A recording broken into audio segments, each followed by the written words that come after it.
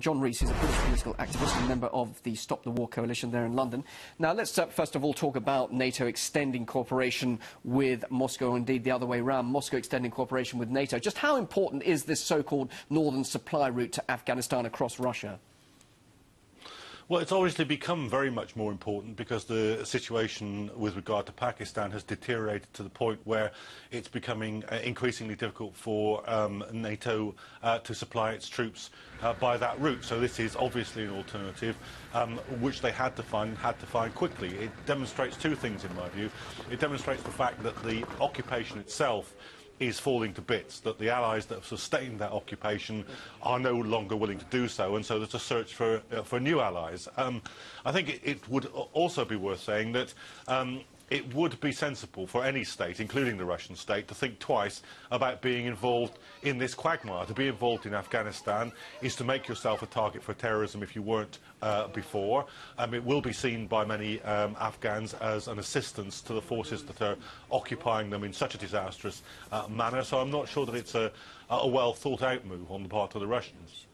And yet Russia is certainly feeling the impact of that NATO operation in Afghanistan, saying that much of the operation hasn't worked, and indeed what is happening now is threatening Russia in terms of drug imports and, of course, instability. So Russia has to do something, doesn't it, or indeed to help?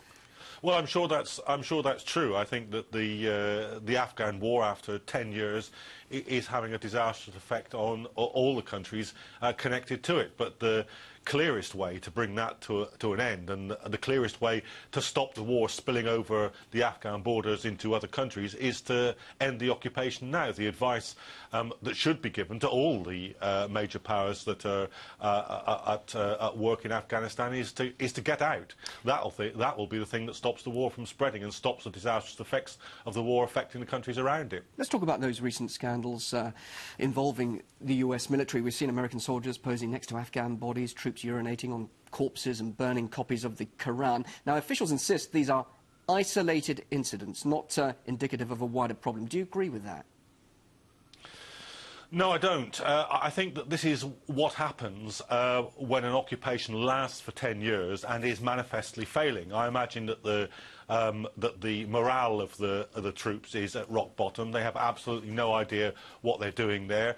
They know that the populations in their home countries, whether it's this country or the United States, are overwhelmingly against the war.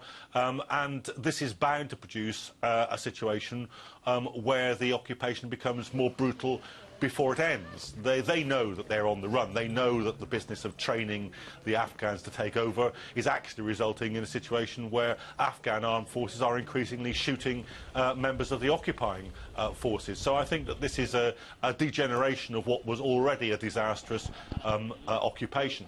So therefore, you think it's right that these forces should now withdraw within 2 years? What could the situation be like after that, when they do withdraw?